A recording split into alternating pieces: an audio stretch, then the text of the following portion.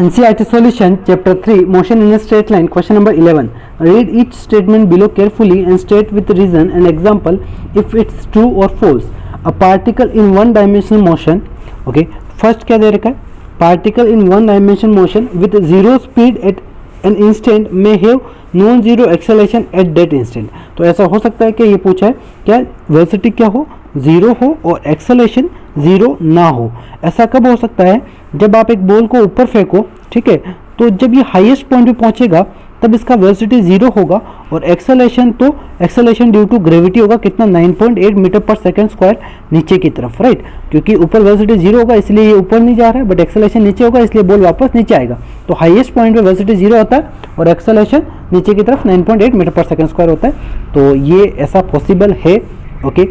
May be बोला है तो पॉसिबल है और ऐसा मस्ट भी नहीं होना चाहिए, मे भी होगा, ओके. तो ये अपना क्या है, ट्रू है. फर्स्ट स्टेटमेंट ट्रू है, ओके.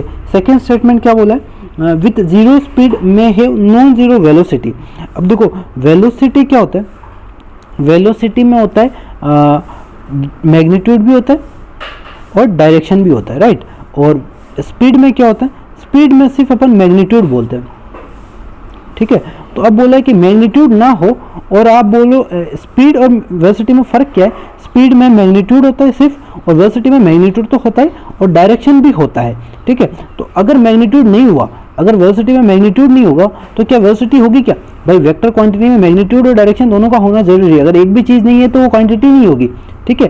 तो स्पीड क्या है, जिसमें मैग्नीट्यूड है, और वेलोसिटी क्या है, जिसमें मैग्नीट्यूड और डायरेक्शन दोनों है. अगर स्पीड जीरो है, स्पीड जीरो है यानी मैग्नीट्यूड जीरो है, मैग्नीट्यूड जीरो है तो वेलोसिटी का मैग्नीट्यूड भी जीरो होगा यानी वेलोसिटी नहीं होगी, यानी ये जो स्टेटमेंट है वो फॉल्स है, ओके. नेक्स्ट सी स्टेटमेंट देखते हैं. With constant speed must have non zero acceleration. With constant speed with non zero acceleration possible है, बट ये तो with constant speed one direction में कैसे पॉसिबल है. हाँ, अगर टर्न ले तो पॉसिबल है. जैसे देखो यहाँ पे देखो, अगर स्ट्रेट डायरेक्शन में जा रहा है और कांस्टेंट स्पीड है तो एक्सेलेरेशन क्या होगा, अगर स्पीड है वो आपका क्या है, कांस्टेंट है, ठीक है, और डायरेक्शन भी कांस्टेंट है, डायरेक्शन भी कांस्टेंट है. अगर स्पीड भी कांस्टेंट है और डायरेक्शन भी कांस्टेंट है तो एक्सेलेरेशन क्या होगा, जीरो.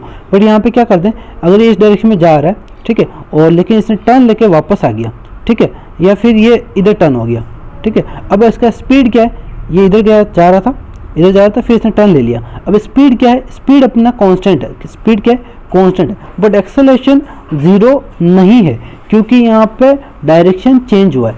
तो ये पॉसिबल तो है कि with constant speed must have zero acceleration. Must तो नहीं होगा,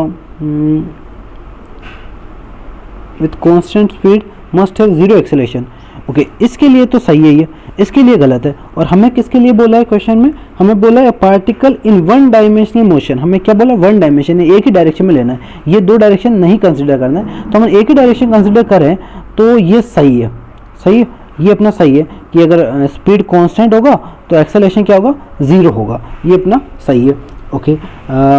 नेक्स्ट क्या बोला है, नेक्स्ट डी पार्ट में क्या पूछा है, with positive value of acceleration must be speeding up, okay. Must भी बोला यानी हमेशा होगा ऐसा बोल रहा है कि आप क्या बोलो, एक्सेलेरेशन अगर पॉजिटिव बोल दो तो स्पीड हमेशा क्या होगा, इंक्रीज होगा. ये ऐसा बोला है 1D के अंदर, ठीक है. तो ये हमेशा पॉसिबल नहीं है क्योंकि देखो अगर आपका क्या है कि स्पीड अगर पीछे की तरफ है, ठीक है, और स्पीड आपका पीछे की तरफ यानी आप पीछे जा रहे हो, ठीक है, आपका स्पीड मान लो पीछे की तरफ है और आप डायरेक्शन में इस डायरेक्शन को पॉजिटिव ले लेता हूँ, ठीक है, इस डायरेक्शन को पॉजिटिव ले लेता हूँ और आपका स्पीड पीछे की तरफ है तो नेगेटिव बोल देता हूँ. मान लो नेगेटिव 30 मीटर पर सेकंड पीछे की तरफ स्पीड है और आपका ये डायरेक्शन पॉजिटिव है तो आपने एक्सेलरेट इस डायरेक्शन में किया. मान लो एक्सेलरेशन किया आपने +2 मीटर पर सेकंड स्क्वायर. तो धीरे धीरे क्या होगा कि आपकी जो स्पीड है इस डायरेक्शन में वो घटेगी, स्पीड घटेगी ना. ये -30 तो डायरेक्शन शो करने के लिए, वेलोसिटी दिखा रहा हूँ, स्पीड तो 30 है ना, तो स्पीड आपकी घटेगी और फिर जीरो होगी और फिर आप इस डायरेक्शन में मोशन स्टार्ट करोगे, राइट, ओके. तो अब आपका स्पीड एक्सेलेरेशन पॉजिटिव है फिर भी आपकी स्पीड क्या हो रही है, घट रही है क्योंकि मैंने इस डायरेक्शन को पॉजिटिव लिया है और इस डायरेक्शन को नेगेटिव लिया है. मैं यूनिट डायरेक्शन मैं वन डायमेंशन ही कंसिडर कर रहा हूँ, ठीक है. तो ये वन डायमेंशन, ठीक है, तो इस तरफ जा रहा है और आपने एक्सेलरेशन इस तरफ रखा है, ठीक है. तो आपका क्या हुआ कि स्पीड क्या हुआ, पहले घटा फिर जीरो हुआ फिर इंक्रीज हुआ. तो ये मस्ट भी नहीं होना चाहिए, मे बी होना चाहिए। तो मस्ट बी के लिए इन्होंने मस्ट बी बोल रखा है तो स्टेटमेंट फॉल्स होगा। मे बी हो सकता है, क्योंकि देखो हमें अगर स्पीड भी इस तरफ है और एक्सेलेरेशन भी इस तरफ है, ठीक है, एक्सेलेरेशन भी, स्पीड भी इस तरफ है और एक्सेलेरेशन भी इस तरफ है, दोनों पॉजिटिव है या फिर दोनों नेगेटिव है, दोनों पॉजिटिव है या फिर दोनों नेगेटिव है, तो आपका स्पीड बढ़ेगा, ठीक है। अगर एक्सेलेरेशन पॉजिटिव है, वेलोसिटी भी पॉजिटिव है, तो आपका स्पीड बढ़ेगा। और वेलोसिटी नेगेटिव, स्पीड भी अपोजिट डायरेक्शन में और एक्सेलेरेशन भी अपोजिट डायरेक्शन में है, तो आपका स्पीड बढ़ेगा। यानी एक्सेलेरेशन और स्पीड का अगर डायरेक्शन सेम है तो आपका स्पीड बढ़ेगा, अगर अपोजिट है तो घटेगा। यहाँ पे क्या है कि हमने एग्जांपल अपोजिट की लिया है और घटते हुए दिखाया है, तो इसका मतलब ये फॉल्स है इस कंडीशन के लिए, बाकी ट्रू है। तो अगर यहाँ मे बी लिखा होता तो अपना ट्रू होता, ठीक है। अभी तो ये फॉल्स है।